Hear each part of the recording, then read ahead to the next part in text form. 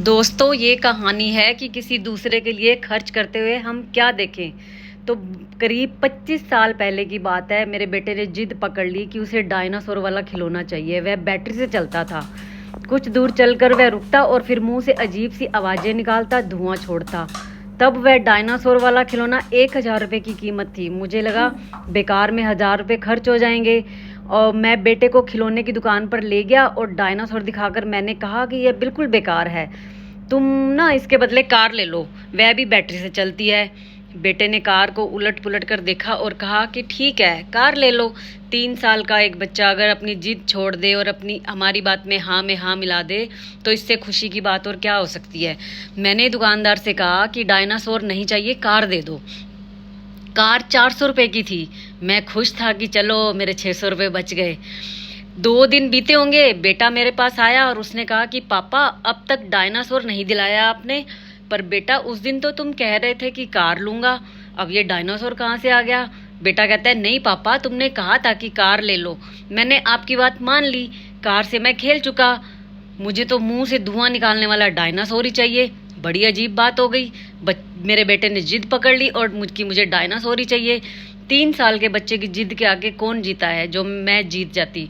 बहुत मुश्किल से मैंने उसे मनाया कि शाम को बाजार चलेंगे, और फिर शाम को गए हम बाजार। मेरा मन अभी भी डायनासोर लेने का नहीं था। 1000 रुपये उस खिलौने के लिए देते हुए मुझे बहुत अखर रहा था। मैंने दुकानदार से कहा, डायनासोर दिखाओ। उसने डायनासोर निकाला, पर तब तक मेरी निगाह रेलगाड़ी पर पड़ गई। मैंने बेटे को समझाया कि यह रेलगाड़ी बहुत अच्छी है, पटरी पर चलती है, छुक छुक करती है। तो मैंने पूछा कितने की है। दुकानदार ने कहा 500 रुपये की। बेटा रेलगाड़ी से खेलने में मस्त था। मैंने उससे पूछा, रेलगाड़ी लोगे? बहुत मज़ा आएगा इसे चलाने में। बेटे ने सिर हिलाया और हाँ, रेलगाड़ी ले लूँगा। 500 रुपये में काम हो गया। अब बेटा रोज़ रेलगाड़ी की पटरियाँ बिछाता, उस पर प्लास्टिक की रेलगाड़ी सजाता और फिर छुक छुक शुरू हो जाती उसकी। 3 दिन ही नहीं बीते होंगे कि अचानक एक सुबह मेरा बेटा मेरे पास आया और उसने मुझसे पूछा, पापा डायनासोर कब लोगे? डायनासोर? हाँ पापा, तुम बार बार दुकान पर जाते हो, वहाँ से कार और ट्रेन खरीद लाते हो, पर डायनासोर नहीं लेते हो।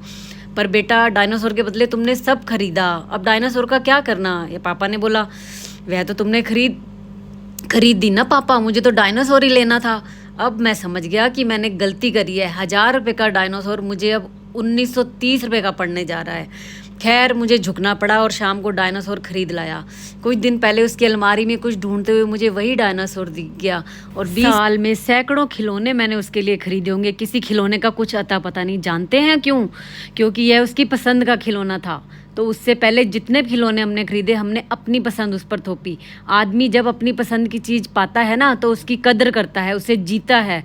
कई बार हम दूसरों पर अपनी पसंद थोपते हैं, कई बार हम दूसरों की पसंद अपनी ज़िंदगी में ढोते हैं। थोपी गई चीज़ चाहे जो भी हो, आदमी उससे प्रेम नहीं करता। डायनासोर के खिलौने से मैंने यह सबक लिया कि काम पसंद का ही करना